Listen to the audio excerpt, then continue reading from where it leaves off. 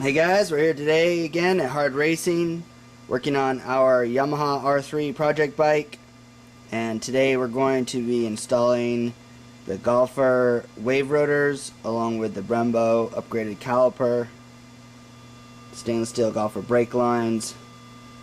Basically, it's been our model since we've been riding. You can never have enough brakes. Understand that some people feel the stock ones are just fine. And honestly, that's just personal preference. Until you experience really good brakes, some people just don't understand the difference between good brakes and amazing brakes. For us, honestly, it just comes down to safety. We've been riding, combined 100 years between all of us here, and every one of us has experienced what it's like to have a car pull out in front of you, switch lanes in front of you, a dog, an animal, anything where you got to just hammer down the brakes. And for us, if it can stop your bike 5, 10, 12, whatever feet faster at 30, 40 miles an hour, then that can be the difference between going through the back window of a car or stopping in time. So while the stock brakes may be fine for some people, for us, we want to have the best brakes so that we have the best chance to stop short before we get into an accident. So it's never really a matter of whether or not the brakes are good or not. It's just we want to have the best possible brakes for our consideration to be the safest ride. So today we're going to install the Galfer wave rotors. The wave rotors are OEM bolt-on, and then the brake lines are going to give a better feel for the rubber squishy lines. And then the Brembo Caliper that we carry, 4-pot. The beauty of this is you have 4 pistons, 2 on each side, larger pads. We sell it with the relocation bracket. It's all OEM.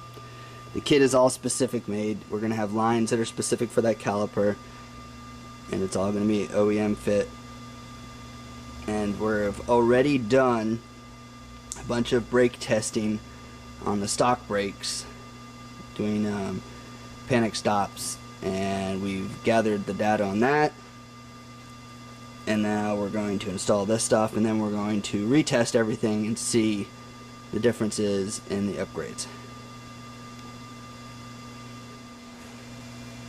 One of the large benefits of the Galfer rotors is, as you can see, the pedal design, the wave style, and basically that not only dissipates heat by allowing more airflow around the rotor, the same thing with the slots, but it's also lighter weight and less unsprung mass, which is always good for faster acceleration, better handling, and obviously faster brakes. And the same thing with the rear. Not only is it going to be a little lighter, but it's also better material. The steel that they use on this is laser cut, and the material compound of the steel, which makes up your friction with your brake pads, is a higher quality steel. So you're going to get a lighter brake rotor, higher performance, and it's going to run a lot more efficient. And it's got a carrier with buttons, so it's less chance of a warpage for you guys that are racing the bike. And then an additional upgrade, if you wanted to get even better braking power and of course braking feel, we are also offering the Brembo 13mm upgraded master cylinder, which will give you a little bit better feel. It's got the brake switch in it and everything. Or if you want the best of the best, the Brembo Rcs 15, which is phenomenal upgrade for a single caliper setup. The beauty of the Brembo is its adjustable leverage ratio system. You can switch between these two right here by popping off the cap, and it goes between the 20 or the 18 for the leverage. Obviously the 15 is the diameter of the plunger, and that, or the piston, and that is non-adjustable. But the leverage, basically how much force you put on it, and it's basically slides it from this way to this way within the lever. All of this comes out to how it feels when you pull on it. For some people, if they like soft plush feel, then you can adjust it one way, and if you want a harder, stronger pull, then you adjust it the other way. And the beauty of also with this upgrade is you have a folding lever. So if, heaven forbid, your bike falls over, you crash, the lever swings up. Most of the time you can just swing it back down and be on your way. There's nothing worse than having your bike fall over or crashing and have a busted brake lever. Now you are done. So we have tested these personally and they do work, and they work well. Alright, so first thing you want to do is go ahead and take off the front tire so we can install the calipers and the rotors and the brake line, and we're actually going to do the master cylinder as well. Now you can do it one of two ways: jack up the tire and then start cranking down on all the bolts, or what we prefer and recommend is to loosen the bolts while the wheel is on the ground. You don't take them off, you're just loosening them. Why? Because they have something holding them still. You take this tire off and you try to loosen these bolts by yourself without an impact, it's going to be a pain in the butt. Whereas if you do them here on the bike, the weight of the bike and the forks are holding the wheel still, so you can put some good torque on them and not have it trying to roll around in your hand. Same thing with the axle. Just loosen the axle nut. It's a lot easier than trying to, and a lot less stress on your race stands than trying to pull, 40-50 foot-pounds of torque to loosen that axle nut while it's on a race stand. It's just a lot less chance for anything to happen, and just makes everything a lot easier for you. Same thing with these bolts here, just loosen them. And once you get the wheel off the ground, you can hand taking all the bolts loose. Alright, and if you're going to go ahead and do the master cylinder like we are, which is basically going to be the whole front brake kit, the nice thing is you don't have to remove the line or anything. You just leave it all in one entire piece. This will stay connected here. All you're going to do is just disconnect the fitting here, the fitting here on the triple, and then you're basically just going to unbolt the master cylinder. The line's already free all the way down, and the caliper and everything, and just take it all off in one piece. Less hassle, less mess, a lot easier. Then the new brake system that you're putting on, which is going to be that new master cylinder, new brake line, new caliper, you can bleed all that separate from the bike. Make it a little bit easier. You can just gravity feed it until it comes out the master cylinder. Until it comes out the bleeder valve, and that way it's a little bit less worry about having to do it on the bike. And that's what it looks like when it all comes off. Alright, and once you've got your brake stuff off and all your bolts loosened, you want to go ahead and jack up the front end with a race stand, and go ahead and remove your front tire so that you can take the rotor off. Alright, once you get the wheel off, you go ahead and completely remove all the rotor bolts. And you will find it's very weird, but there's a lot of resistance when you're moving these rotor bolts, even all the way to the very end. It's because, you can see here, they have Loctite.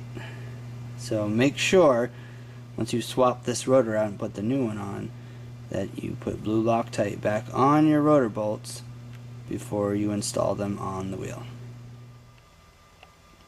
And once you go ahead and get the blue Loctite on the bolts, after you've cleaned them good, go ahead and torque the new rotor down, crisscrossing like you would a car wheel, down to factory specs.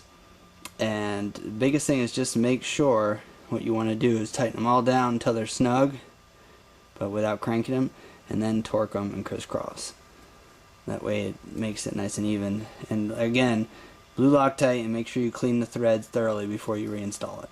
And another nice, really cool bonus factor besides the design of the wave rotor is it came out to be just about a half a pound lighter than stock. So for rotating mass, unsprung weight, half a pound is a good chunk. And once you go ahead and torque down the rotors, you can go ahead and mount the wheel back on the front forks. And again, before you torque down the axle nut, go ahead and lower the wheel down to the ground, and that way when you're torquing it, you're not putting undue stress on the race stand or the pin. It's less chance for the bike to have any issues. It's just all around safer. and the torque for the front axle nut is 44 foot-pounds. Alright, so if you chose to go with the upgraded master cylinder, the Brembo brake switches come with these little bullet connectors, which are universal. Obviously, the R3 uses spade style, so you would want to cut those down because you don't need all this extra, and install some spade connectors like we have here so that they fit nicely into your brake switch female ends. Alright, so next thing you want to do is just hand tighten the bolts here and here. Just hand tighten everything so you can get all the positioning on the line correct. You want to make sure you route it up to where it's going to clip in here, and then in between the forks, basically routing it just like the stock one through the triple and then up to the master cylinder. So whether you're using your stock master cylinder or an aftermarket one like we are here, you just want to kind of test fit everything and make sure everything's the way you like it. You definitely don't want to go crunch down your crush washers and then say, oh no, I need to readjust the angle of the line the way it exits the master cylinder or down at the caliper. Either way, go ahead and just make sure everything is exactly the way it should be. Make sure you got clearance, it's not hitting your cables. Make sure you can turn lock to lock without bumping the plastics or the dash panel. And then once you're good and you think everything's the way it should be, then you can go ahead and torque down the two banjo bolts on the master cylinder and on the caliper. And a little quick tip, if you want to reuse the line holder, it goes right here on the fork leg. On your old squishy rubber crappy brake lines, you can go ahead and pull off this rubber grommet. It's just glued on there, so you don't even need to cut it. A lot of people think you need to razor blade it off, but it's just lightly glued on there. And if you pull with your fingers, it'll actually split because it's only glued.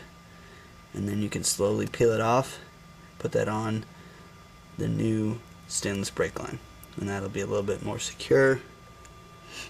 And then you just clamp down, and that'll keep the brake line from going anywhere. So if you're getting a aftermarket master cylinder like we did, the first one we showed, the 13mm, has its own built-in reservoir just like your stock setup. So that's going to be quick and easy, and you just fill the reservoir. On the RCS 15, you actually would want to get one of these, which is basically a reservoir bracket hardware kit. And it comes with all your fittings, your clamps, your bolt, bushings, the bracket, and the reservoir. And that will all mount up onto the master cylinder for an easy installation, and that way you have your remote reservoir. Alright, so once you have your brake line bled, then what you want to do is finalize installing your caliper. And you want to have blue Loctite on those two bolts and those two bolts as well. Make sure you blue Loctite those and torque them to spec. And this is another good tip you should do quite often, especially when you've been touching your rotor. Obviously the rotors are stainless, but they do have some kind of coating on them sometimes, so it's a good idea to take some contact cleaner, or brake cleaner they call it, and you basically wipe the rotors down before your initial ride. And that's always a good idea to do, just to get any kind of residual oils, grease, grunge off of the rotor surface, so that your pads and your rotors have the best chance to have transfer, which makes the rotors and pads both last a lot longer. Alright, so your final step of the front brakes is to get your pad alignment. And a little trick we learned a long time ago from a lot of racers and mechanics is basically have the pads just tiniest little bit off of the front tire so it spins freely, and then you whack the front brakes and that jerks the pad alignment square. Because basically, if you just pound in the lever, theoretically one of the pads could press a little bit farther in than the other side until the pressure becomes even, and then that one pad's always pressing a little bit more on your front rotor than the other side. You kind of want them to be A, square inside the caliper, because theoretically they could float a little bit one way or another, and B, you want them to be true and square to, you know, parallel with the rotor so that there isn't any real resistance. So basically your tire should be spinning like this even when you crunk down on them and then let off. Whereas if they only spin like that and stop, when you push real hard and they only spin a little bit, that means one of your pads is either out of alignment or it's pressing too much versus the other side. So again, this is just a technique we learned a long time ago, but it really works. We've used it for 20 years on probably 100 different bikes. And when we used to road race, all the time we're doing this. So what you do is you have the pads again slightly off of the rotor, just a little bit, and you spin the wheel as fast as you can and hammer down on the brakes. And do that once or twice. And once you got it all done, you're happy with it, go ahead and give it a once over for your brake line. As you can see here, we zip tied it against the fork leg so it's not flopping around. That way it's not hitting the fork triple down there. And then of course we have it anchored here using the stock clamp, and like we said earlier, we just remove the grommet. But just make sure the brake line's got lots of play in it so that when your forks move up and down, it's not pulling on the brake line. And just make sure it's not rubbing anything. And now we'll go on to the back. Alright, so next you can go ahead and install your rear stainless steel brake line. As you can see, we already had one on ours because we did the rear sets, which come with the stainless brake line. But that will be your first step. Go ahead and install that and bleed the brakes. Obviously, make sure to have it routed similar to stock. P-clip there and run it to the back and bleed it. And you want to bleed it with on the bike, on the caliper, or on the rotor, because the nipple will be at the highest point and make the air bubbles come up. And then once you do that, you'll go ahead and remove the rear wheel, and we'll install the rear rotor next. And again, quick reminder, remember to loosen the rotor bolts before you move the wheel. It just makes it easier. You don't have to, but it does help. Now you've got a real tight clearance in here, so obviously you're only going to be able to loosen them just maybe like one turn. So don't back them out too much and then jam them into your caliper bracket. So just a little bit, so that it makes it a little bit easier when you got the wheel on the ground. You're trying to torque all that effort into it and hold the wheel at the same time. Alright, and just like the front one, lots of Loctite. All that crap right here. This is crazy how much they put on it. And only 3 bolts. Pretty crazy that as well. Most rotors are usually at least 4. But even more reason to reinstall them with blue Loctite again. Just like the fronts, always make sure you're using Loctite. Alright, so go ahead and put the rear rotor on it with the markings facing outwards, Galfer and the part number. Go ahead and cinch down all 3 bolts. Remember, Loctite. And before you torque these down to spec, go ahead and cinch them all to the surface, get them snug, and then do your final torque. Don't run one all the way to full torque while the other ones are all loose. So make sure they're all cinched down first, tight, you know, to where there's some friction on it, and then torque each one down to factory spec. And a nice little bonus, again, besides the wave design, dissipates more heat, better materials, better steel, laser cut. This one also is just over a half a pound lighter than the stock one. So combined, you're saving a pound between the front and rear of rotating mass, unsprung weight. So that's really good. Extra bonus on top of the additional better braking that you get out of these rotors. Alright, and next you want to go ahead and install the wheel back in there. Being careful to make sure that your caliper is out of the way when you slide your wheel in. Then you put it back in and make sure that the front of it is in on the back side of that swing arm. There's a chunk that slides out and the caliper bracket slides along that, so make sure that that's situated correctly in there.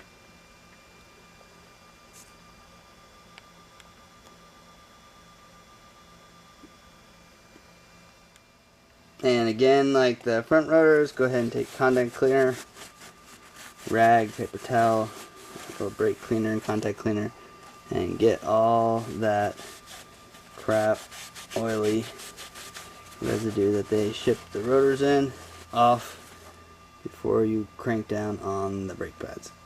Alright, and then you want to torque your rear axle nut down to 41 foot-pounds. And a little trick, you've all probably experienced it once or another. When you're tightening it up, the rear chain adjuster starts to creep backwards.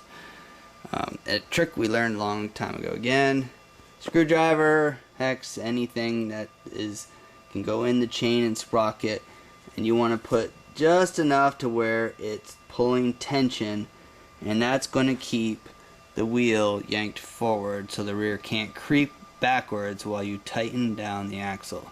Otherwise your alignment's crooked, you prematurely wear your rotor, you prematurely wear your sprockets and your chain. So it's really important that your wheel is square, and if it isn't, then everything's going to be out of alignment. So again, you just put it in there and you turn it just enough to where it pulls pressure. You're not trying to turn it all the way around and damage something. You're doing just enough to where it's yanking your chain and your wheel, or basically it's tightening your chain so much that it's pulling your wheel forward.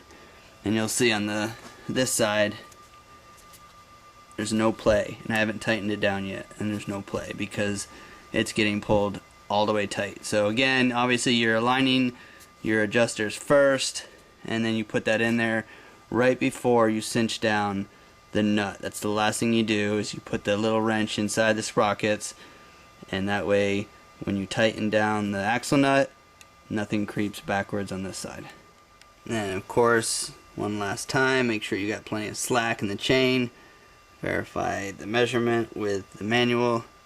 But you never want this thing tight, and you definitely don't want it sloppy to where it's all over the place. You want it just right. It's really important. A lot of people forget to do this. Too tight, it's going to damage everything, including potentially your transmission shaft and your transmission.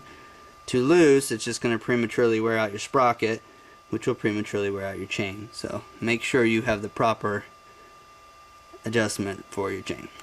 And now the same as we showed you earlier, except it's a little bit harder to do on the rear because you have the resistance of the chain. Spin in at a decent speed and then slam on the brake. So preferably pull in the clutch, or just have somebody push this as fast as they can and slam down on the rear brake, and that will center your pads as best as possible and assure that you have the longest life of your pads and your rotor. Because remember, more important than the front, the rear doesn't float.